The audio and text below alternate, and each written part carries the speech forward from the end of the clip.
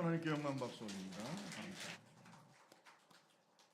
우리 성가대는 작지만 강한 성가대. 여러분 성가대 하고 싶다, 성령의 감동이 온다, 그러면 지원하셔서 아름다운 성가대 이루기를 바라겠습니다. 우리 옆사람 뒷사람 앞사람 인사합니다. 복되고 아름다운 가을 되기를 바랍니다. 시작. 벌써 가을이 돼가고 있어요. 무더운 여름이 지나갔습니다. 점점 가을이 다가오고 하늘이 벌써 달라졌습니다. 얼마 전에 하늘을 보니까 가을 하늘이에요. 높고 푸른 가을 하늘. 참 가을은 풍요로운 계절입니다. 오곡이 무르익고 하늘은 높고 참 아름다운 계절이죠. 저도 가을 남자입니다. 한말로 한자로 하면 추남. 가을 남자인데 제가 생일이 가을에 있어요. 그래서 가을 남자예요. 가을에 어울리는 시가 있습니다. 가을의 기도라는 시입니다.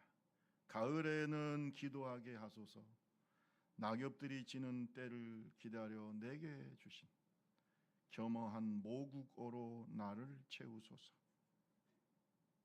가을에는 사랑하게 하소서, 오직 한 사람을 택하게 하소서, 가장 아름다운 열매를 위하여 이 비옥한 시간을 가꾸게 하소서. 이런 시입니다.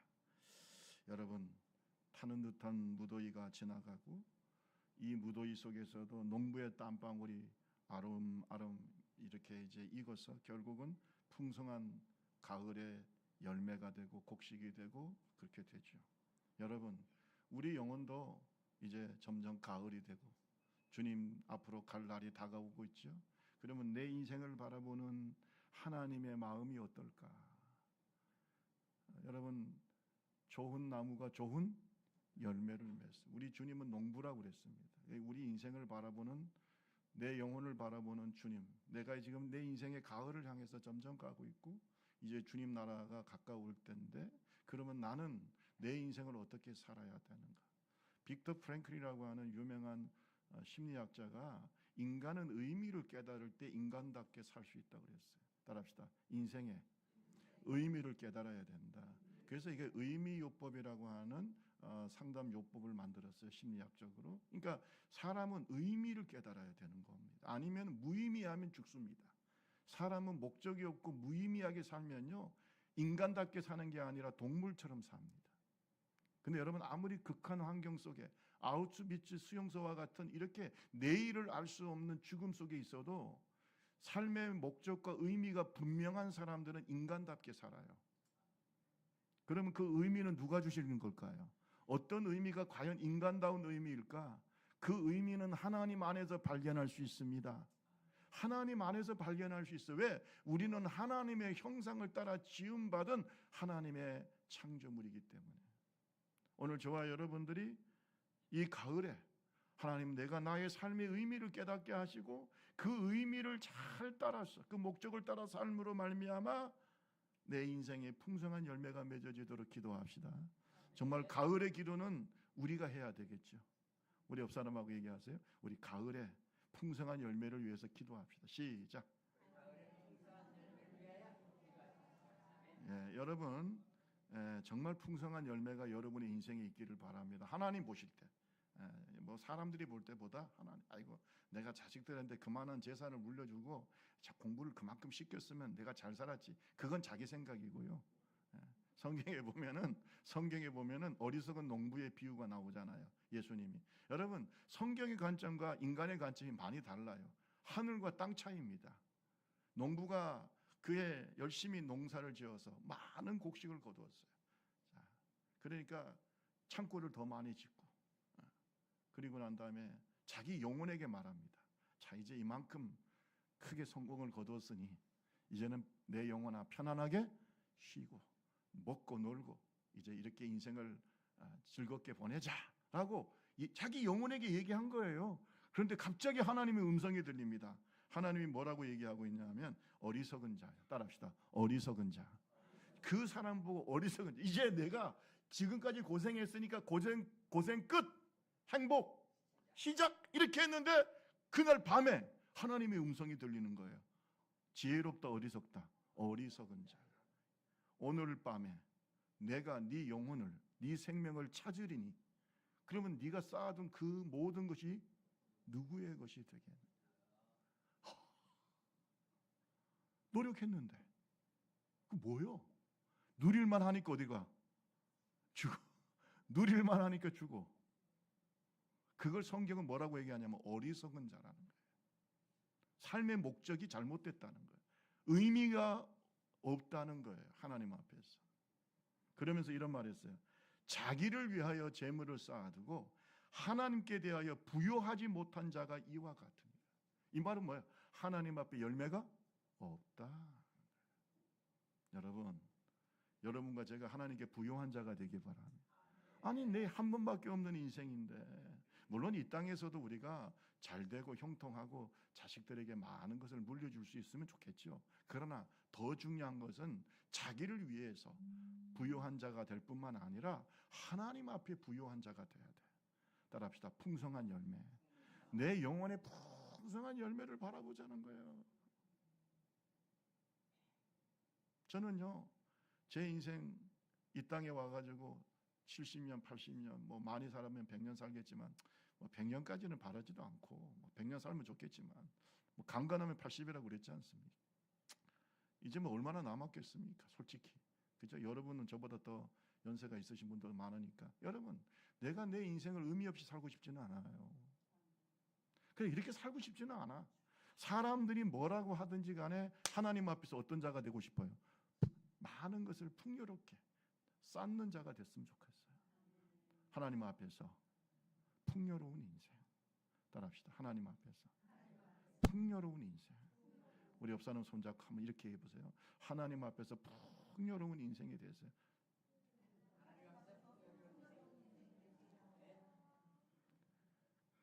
따라하려면 잘 따라하세요. 하나님 앞에서 풍요로운, 이게 아니라 하나님 앞에서 풍요로운 인생이에요.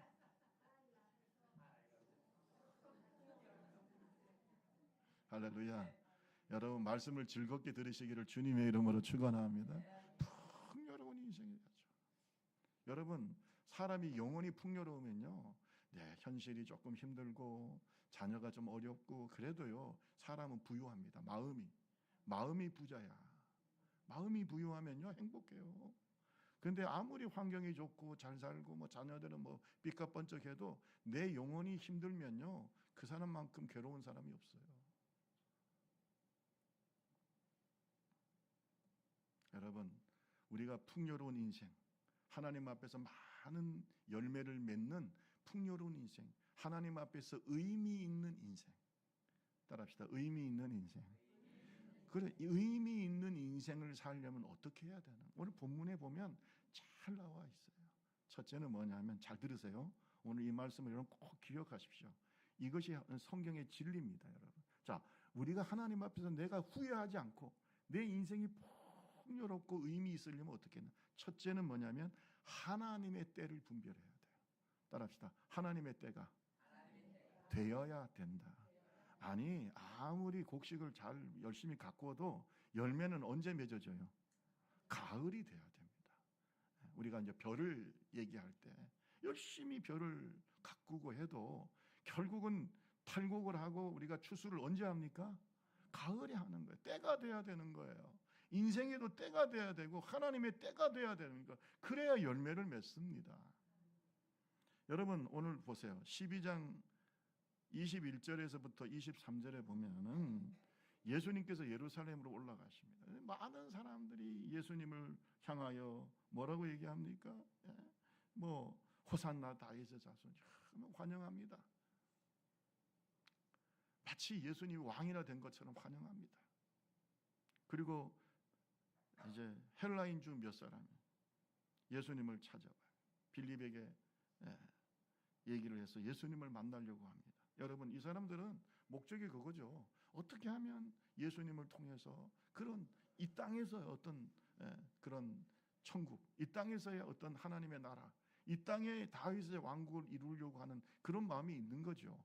예수님과 같은 인기, 예수님과 같은 능력이면 충분히 할 수 있다고 생각하는 거예요. 그러나 예수님은 정반대 얘기를 하는 거예요. 여러분, 예수님이 예루살렘에 올라가신 목적은 진짜 왕이 되려고 올라가신 게 아니고 뭐 하시러 올라가신 거예요? 죽으려고. 그걸 예수님이 뭐라고 표현하고 있습니까? 지금까지 많은 사람들이 예수를 죽이려고 했어요. 바리새인들이 그냥 예수님의 목을 붙잡고 예수님의 말 한마디 잘못하면 그걸 붙잡고 죽이려고 했어요. 그래요, 안 그래요? 심지어는 나사렛에서는 예수님을 떠밀어 가지고, 예? 지금 거기에 도시가 개발되고 있는 낭떠러지가 있는데 떠밀어 가지고 예수님을 밀어뜨려서 죽이려고 했어요. 그러나 죽일 수가 없었어. 뭐가 안 됐기 때문에? 때가 안 됐어. 근데 예루살렘으로 올라간 예수님은 이런 말씀을 하세요. 자, 우리 한번 23절 말씀을 같이 읽어봅시다. 자, 우리 요한복음 12장 23절 다 같이 읽어봅니다. 시작. 예수께서 대답하여 이르시되 인자가 영광을 얻을 뭐가 되었다? 때가 되었다. 하나님의 때가 됐어요. 이것은 예수님이 십자가에서 피아물을 쏟으시며 많은 열매를 거둘 때, 하늘의 밀알이 땅에 떨어져 죽어 많은 열매를 거둘 때, 이것을 예수님은 영광을 얻을 때라고 해요. 세상 사람들이 볼 때는 비참한 죽음이지만 예수님은 그 십자가를 바라볼 때 이건 무슨 때예요? 영광의 때예요. 따라합시다. 영광을 얻을 때, 하나님의 때, 그 하나님의 때가 된 겁니다. 십자가는 인간의 입장에서 볼 때는 고통스럽고 수치스러운 사건. 그래서 예수님의 제자인 베드로가 예수님 절대 이 십자가는 안 됩니다 하고 예수님의 바지가랑을 붙잡고 늘어질 정도로 그렇게 고통스럽고 수치스러운 사건이었지만 우리 예수님이 보실 때는 그건 영광의 때입니다. 하나님의 뜻이 이루어질 때, 하나님의 뜻이 이루어질 때, 예수님이 이 땅에 오실 때도 때가 참해. 갈라디아서 4장 4절 때가 참해 하나님이 그 아들을 보내사 여자에게서 나게 하시고, 아멘. 때가 됐을 때, 때가 됐을 때. 영어 성경에 보면 when the time had fully come, 주님의 때가 꽉 찼어. 이제는 주님의 때가 이르렀다는 거예요. 주님의 약속의 때가 이르렀다는 거예요. 따라합시다. 때가 됐다. 때가 된 거예요. 때가 될 때 열매를 맺는 거예요. 때가 돼야 되는 거예요. 여러분, 헬라의 입장에서 볼 때는, 헬라적 시간 개념으로 볼 때는 두 가지 시간 개념이 있다고 말씀드렸어요. 하나는 물리적으로 흘러가는 시간, 이걸 크로노스의 시간이라고 그래요. 따라합시다. 물리적인 시간. 그냥 물리적으로 흘러가. 여러분 몇 살이에요? 누가 물어보잖아요. 아유 5학년이에요.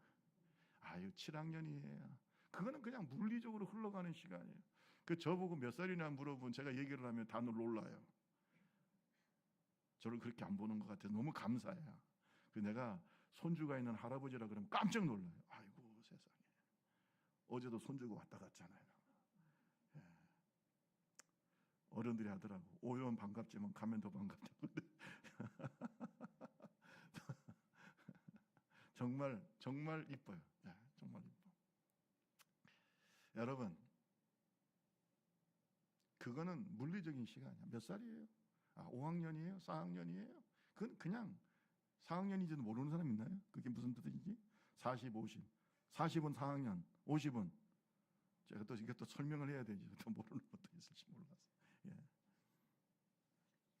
그런데 여러분 잘 들으세요. 그렇게 흘러가는 내 인생의 시간 속에 하나님이 개입하는 시간이 있어요. 따라합시다. 의미 있는 시간.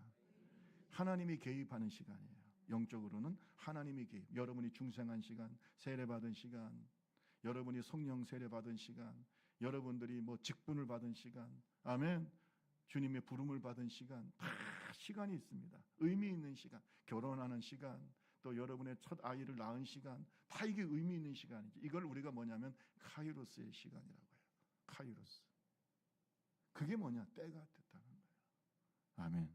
따라합시다. 하나님의 때. 하나님의 때가 돼야 돼요. 하나님의 때가 되어 열매를 맺어요. 가을이 되어 열매를 맺어요. 여러분 열심히 전도를 해요. 전도를 해도 사람들이 잘 들어요, 안 들어요? 안 듣지요. 근데 뭐가 돼야 돼요? 때가 돼야 돼요. 때가 돼야 돼요. 따라합시다. 때가 되면 열매를 맺는다. 그러면 그 때가 될 때까지 우리는 어떻게 해야 돼요? 때가 될 때까지 어떻게 해야 돼요? 인내해야죠. 인내해야죠. 우리 좁은 길 교회도 때가 되면 한번 이 수원 땅을 흔들 때가 올 겁니다. 영적으로 이 수원 땅을 뭐 숫자적인 건 저는 뭐 주시는 대로 뭐 하나님이 많이 주시면 많이. 저는 그런데 꿈은 있어요. 하나님 이 수원 땅에 다시 한번 성령 운동을, 다시 한번 신앙의 개혁 운동이 강하게 우리 교회를 통해서 나타나기를 바라는 거예요. 왜? 우리 교회는 순교자의 신앙을 생각하는 교회니까. 우리 오순절 교단의 최초의 순교자이자 마지막 순교자, 단 한 명밖에 없는 순교자 박헌근 장로님을 순교를 기념하는 교회, 그런 교회니까 순교의 신앙으로 한번 이 수원 땅을 변화시킬 수 있는 교회. 아멘. 정말 성령운동, 그런 교회가 되도록 기도하고 있죠. 근데 그것도 언제가 돼야 돼? 때가 돼야 돼.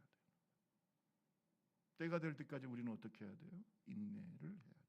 농부가 가을에 때가 돼서 열매를 거둘 때까지 땀을 흘리지만은 인내를 해야 되죠.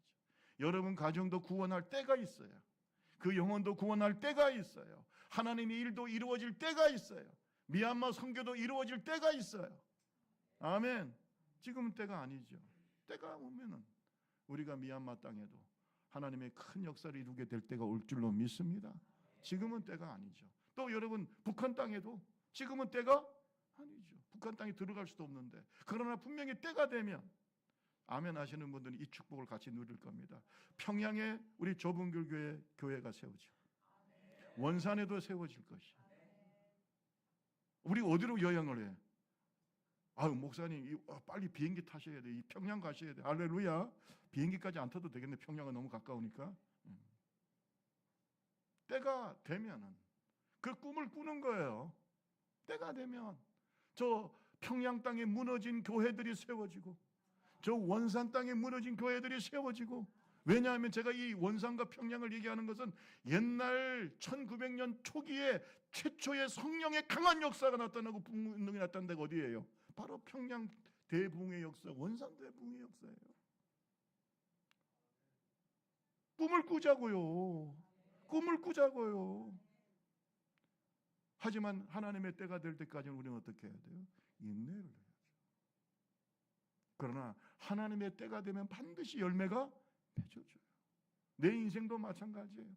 주님이 이제는 열매를 거두실 때가 옵니다. 아직은 때가 아니니까 안 돌아가신 거예요. 할렐루야. 옆 사람하고 얘기해서 아직도 시간은 있습니다. 시작. 아직도 여러분이 시간은 있어요. 그러나 여러분을 부르실 때가 옵니다. 그때가 추수 때예요. 내 영혼의 추수 때. 그때는 끝나는 거예요. 이제 오늘 새벽에도 말씀을 드렸죠. 놀아야 돼요? 일해야 돼요? 놀아야 돼요? 일해야 돼요? 일해야죠. 놀 시간 없어요. 열심히 주를 위해서, 하나님 나라를 위해서. 여러분 예배 구경하지 마세요. 그러지 마세요. 내 인생을 낭비하지 마세요. 어리석은 자예요. 다시는 돌아오지 않는 인생이에요. 나의 젊음도, 나의 그 찬란했던 20대, 30대 돌아옵니까? 저도 한때는 잘 나갔어요. 지금도 좋지만 한때 잘 나갔어. 다 그래. 여러분 얼굴 보면은 저게 거울 보면은 야 한때는 잘 나갔는데, 그죠? 한때는 참 예뻤는데. 그러나 세월은 흘러가고, 그러나 여러분은 무르익어 가는 거지. 노래가 있더만 무르익어 가는 거잖아요. 오늘 저와 여러분 좋은 열매가 됩시다. 많은 열매를 거두는 하나님의 종들이 되기를 주님의 이름으로 축원합니다. 여러분 이스라엘 백성들이 400년 동안 기도했어요. 하나님 애굽에서 우리를 구원해 주세요. 근데 하나님은 침묵하셨어요. 아무리 기도해도 응답이 없어. 그러나 하나님은 한 사람을 준비합니다. 그게 누구예요? 모세. 400년이 지나고 난 다음에 누구의 때가 됐을 때, 하나님의 때, 하나님의 섭리, 하나님의 계획, 하나님의 때가 딱 되었을 때 하나님은 모세를 택해서 준비시키시고, 그 다음에 모세를 80세에 불러가지고 다시 그가 도망쳐 나왔던 애굽으로 보내면서 하시는 말씀이 9절입니다. 잘 보세요. 우리 출애굽기 3장 9절 같이 한번 읽어봅시다. 출애굽기 3장 9절 이제 시작. 이제 가라. 이스라엘 자손의 부르짖음이 내게 애굽 사람이 그들을 그는 학대도 10절 시작. 이제 내가 너를 바로에게 보내어 너에게 내 백성 이스라엘 자손을 애굽에서 인도하여 내게 하여. 이제 가라. 이제 가라. Now go. Now go. 이제 가. 이제 누구의 때가 됐다는 거예요? 하나님의 때가 됐다는 거예요. 이제 가. 그동안은 주님이 안 보냈어요. 침묵하셨어요. 근데 이제 가. 이제 여러분은 구원받을 때예요. 이제 여러분은 하나님 앞에 열매를 맺을 때예요. 이제 하나님의 역사가 나타날 때예요. 이제 하나님의 크로노스의 시간, 의미 있는 시간, 하나님이 역사하는 시간, 성령이 임하시는 시간, 그때가 있어요. 그때를 분별할 줄 알아야 돼요. 따라합시다. 하나님의 때가 되면 열매가 맺어집니다. 그때까지 우리는 하나님의 때를 분별할 줄도 알고, 내 생각과 하나님의 생각을 분별할 줄도 알고, 하나님의 때를 기다리는 인내심이 저와 여러분에게 있기를 주님의 이름으로 축원합니다. 두 번째로 우리는 어떻게 해야 열매를 맺을 수 있을까 하는 생각이 듭니다. 따라합시다. 하나님의 뜻에 순종해야 합니다. 여러분 잘 들어보세요. 하나님의 때를 알아. 하나님이 지금 나를 부르셔. 하나님이 나에게 세례를 주게, 침례를 주게 하죠. 하나님 나에게 성령을 주셨어. 하나님의 이제 일할 때가 됐어. 그럼 나는 뭐 해야 돼요? 이제 순종해야 하잖아요. 따라합시다. 하나님의 뜻을 알았으면 뭐 해야 돼요? 순종해야죠. 순종 안 하는데 열매 맺어집니까, 여러분? 여러분 항상 이 열매에는요, 잘 보세요. 하나님의 영역이 있고 사람의 영역이 있는 거예요. 아니 하나님께서 하늘에서 비가 내려지고 또 바람도 불게 하고 좋은 날씨도 주시고, 이건 누구의 영역이에요? 하나님의 영역. 그러면 열심히 땀을 흘리면서 일해가지고 그 포도원을 잘 가꿔서 열매 맺게 하는 건 누가 해야 돼요? 사람이 해야 되잖아요. 여러분 교회 가만히 있으면 부흥되고, 내가 가만히 있으면 열매 맺습니까? 내 인생이? 주님이 우리에게 원하는 것은 최고의 삶이 아니라 최선의 삶이라고 했어요. 따라합시다. 최선의 삶. 죽도록 충성. 최선을 다하라는 거예요. 여러분이 최선을 다할 곳에서 일하세요. 최선을 다할 일을 하세요. 의미 있는 일을 하세요. 내가 해야 될 거 아니에요. 기회가 오면 잡아야죠. 저는요, 기회를 잡는 것도 실력이라고 생각해요. 어리석은 자는 기회가 와도, 하나님의 때가 돼도 몰라. 기회도 못 잡아. 그래 인생을 다 허송하고 나중에 후회하고. 여러분 후회하지 마세요. 누가 그러더라고. 지옥에는 껄만 있다고. 껄. 웃는 게 아니고, 지옥에는 껄. 거기서 웃는 게 아니고, 아이고 그때 목사님 말씀을 들을 걸. 그때 일할 기회 일을 할 걸. 그때 전도하라고 할 때 열심히 전도할 걸. 그때 전도자가 나한테 와가지고 예수 믿으라고 할 때 예수 믿을 걸. 그게 후회가 넘치는 곳이 지옥이에요. 왜 그렇게 어리석게 사냐? 왜 그렇게 어리석게 사냐? 내 인생을 다 놓치고 난 다음에 이제 일하고 싶은데 시간은 없고, 왜 하나님 앞에서 그렇게 가난한 자가 되고 빈궁한 자가 되고 열매 없는 자가 되고 쭉정이가 되고, 왜 그렇게 살아요? 내 인생을 그렇게 살고 싶어요. 이 하나밖에 없는 인생이, 하나밖에 없는 생명이, 나를 생명 주시고 영혼을 구원하신 하나님 앞에서 하나님이 기뻐하시는 부유한 자가 됩시다. 하나님 앞에 부유한 자가 되자고요. 많은 열매를 거둬야지. 내가 비록 1달란트를 받았고 2달란트를 받았고 5달란트를 받은 자지만 하나님 앞에 많은 것을 남기는 자가 되어야 될 거 아니에요. 충성합시다.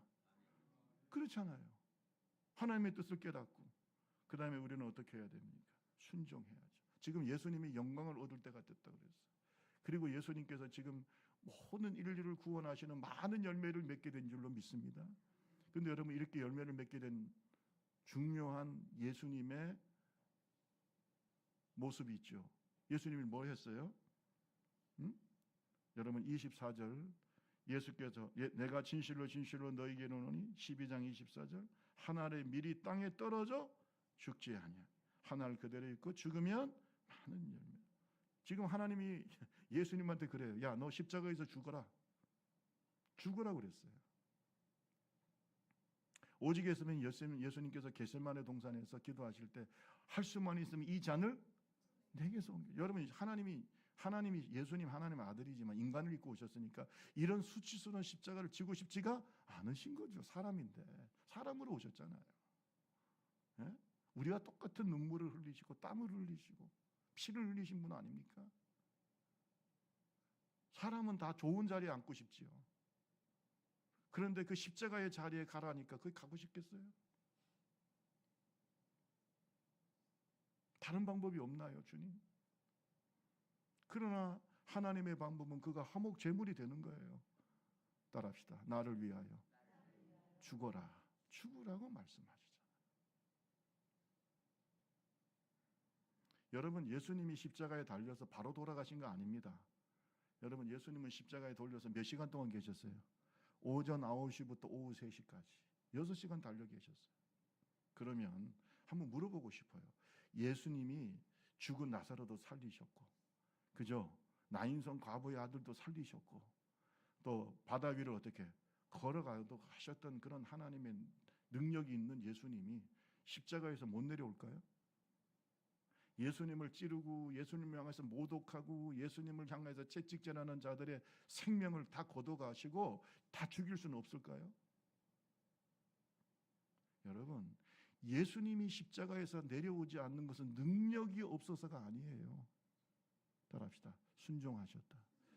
그래서 죽기까지 뭐 하셨다는 거예요?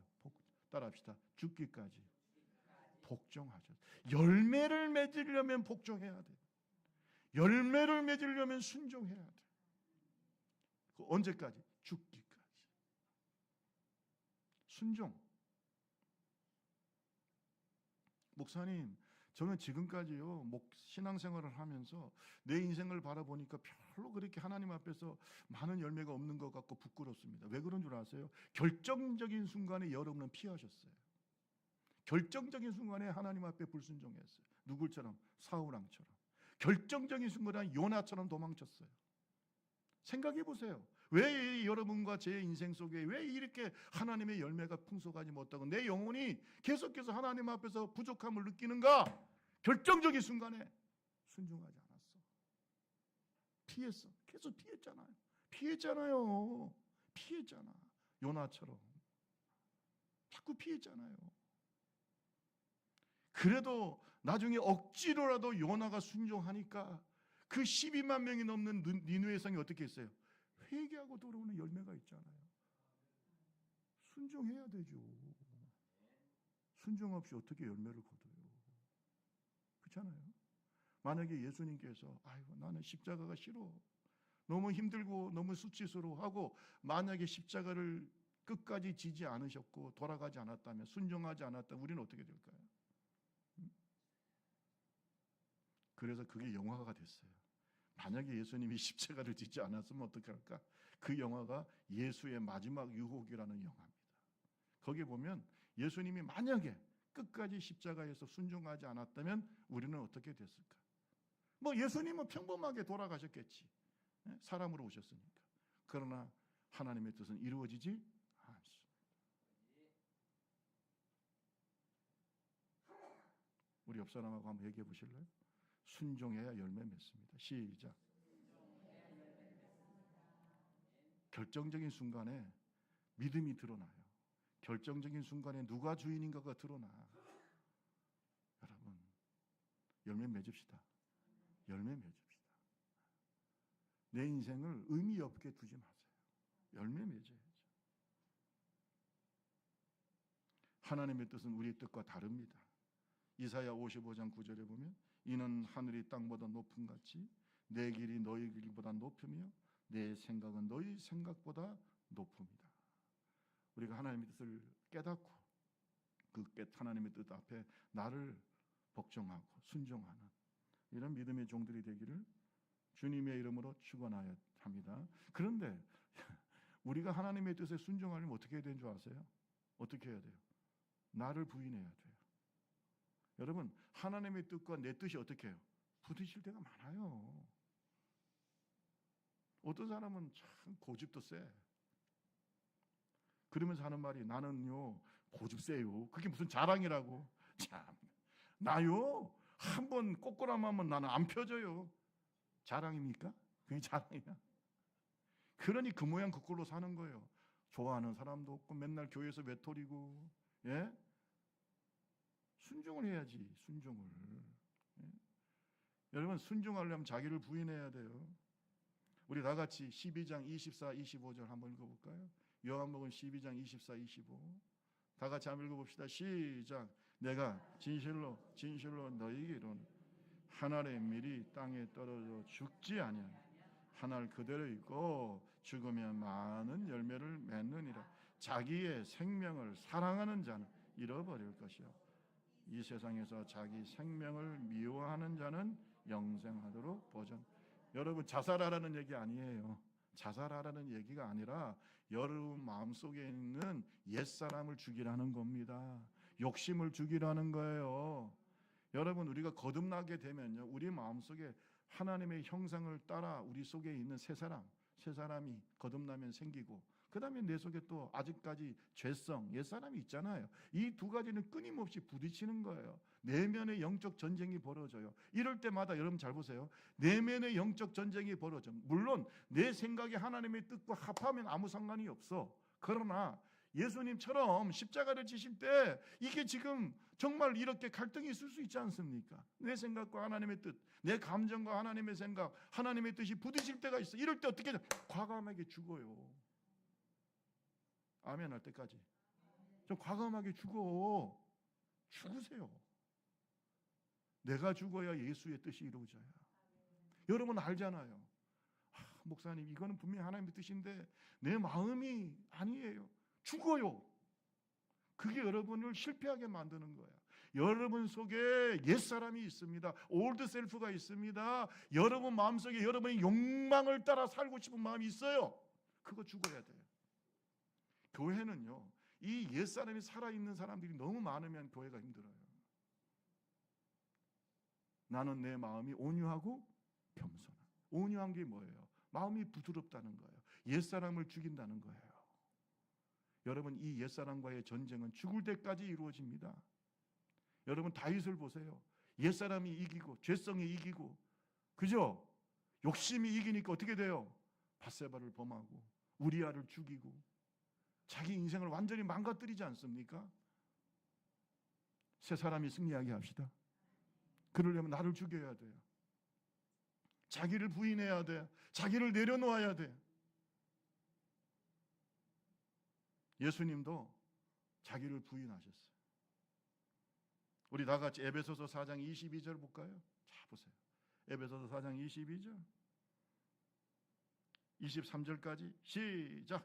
너희는 유혹의 욕심을 따라 썩어져간 구습을 따르는 옛사람을 버리고 오직 너희 심령이 새롭게 24절 하나님을 따라 의와 진리의 거룩함으로 지으심을 받은 새 사람을. 우리 속에 뉴 셀프가 있고 새 사람이 있고 올드 셀프, 옛 사람이 있어요. 여러분 내면을 보세요. 영적인 사람은 항상 내면을 보는 거예요. 이 영적인 싸움에서 매일 이기시기를 바랍니다. 여러분, 이 교회에 나오신 것은 옛 사람을 이겼기 때문에 나오신 거예요. 새 사람이 이겼기 때문에 이 예배 시간에 나오는 거예요. 주의 일을 할 때 항상 새 사람이 이기기를 주님의 이름으로 축원합니다. 새 사람이 이겨야 하나님의 일이 이루어져요. 저도요 무수히 싸웠습니다. 여기까지. 앞으로도 싸우겠죠. 어떤 때는요 각오를 해요. 하나님, 제가 죽더라도 하나님의 뜻이 이루어졌으면 좋겠어요. 내가 비참하게 돼도 괜찮아요. 내가 우리 좁은 길 교회를 위해서 하나님의 미랄이 돼도 괜찮아요. 주님이 영광 받으시면 좋아요. 근데 나는 내 뜻이 이루어지고 하나님의 뜻이 훼손되는 거 싫어요. 내 뜻이 이루어지면 뭐가 좋아요? 썩은 내만 나요. 썩은 인간의 냄새만 납니다. 썩은 구습의 냄새만 나요. 싫어요. 내가 죽고 예수 살기 원합니다. 내가 죽고 교회가 살기 원합니다. 제발 내가 죽고 주님의 뜻이 이루어지기를 원합니다. 그래야 내 인생이 뭐예요? 많은 열매를 거두. 후회하지 맙시다. 박흥근 장로님이 자기를 부인하지 않았다면 순교할 수 있겠습니까? 태중에 막내가 있었고 또 자식도 있었고요. 아내도 있었고. 한번 생각해 보세요. 그 젊은 하나님의 종이 내가 이렇게 가면 죽으러 가는데 순교해야 되는데 하고 싶었겠냐고요. 자기를 부인하지 않고서는 하나님의 뜻이 이루어질 수가 없어요. 순교의 신앙으로 하나님께는 감동을 드리고 세상을 변화시키는 교회, 저와 여러분 되시기를 주님의 이름으로 축원합니다. 교회 안에 분쟁이 왜 일어납니까? 내가 살아서 그래요. 썩은 냄새만 납니다. 여러분, 죽어야 돼요. 죽어야 돼요. 오직 예수, 오직 하나님의 영광, 그걸 위해서 나를 죽여야죠. 우리 다시 한번 마지막으로 읽고 마칩시다. 마가복음 8장 34절. 마가복음 8장 34절. 다 같이 읽어봅니다. 시작. 무리와 제자들을 불러 이르시되 누구든지 나를 따라오려거든 자기를 부인하고 자기 십자가를 지고 나를 따를 것입니다. 우리가 주님의 십자가를 지고 주님을 따르려면 나를 어떻게 해야 돼? 그래야 순종하는 거예요. 여러분, 이 가을에 많은 열매를 맺읍시다. 내 인생의 가을에 풍요로운 열매로 하나님을 기쁘시게 합시다. 그러려면 결정적인 순간에 하나님의 뜻을 깨닫고 하나님의 때에 순종합시다. 순종합시다. 우리 옆 사람은 손잡고 한 번만 더 해보세요. 우리 자기를 부인하고 순종합시다. 시작. 순종. 아니면 열매 없어요. 아니면 열매 없습니다. 쭉정이가 됩니다. 말씀 마치겠습니다. 하나님의 때까지 인내합시다. 하나님의 뜻에 순종합시다. 자기를 죽이고 부인합시다. 농부가 가을을 기대하는 것은 마르고 바짝 말라버린 속빈 강정, 속빈 쭉정이가 아니라 많은 열매를 맺는 알곡이죠. 우리 하나님 아버지도 우리에게 이러한 알곡 가득한 인생을 지금도 원하십니다. 이런 하나님의 종들이 되기를 주님의 이름으로 축원합니다. 우리 찬양 날 구원하신 주 감사 읽고 같이 기도하겠습니다. 날 구원하신 주 감사.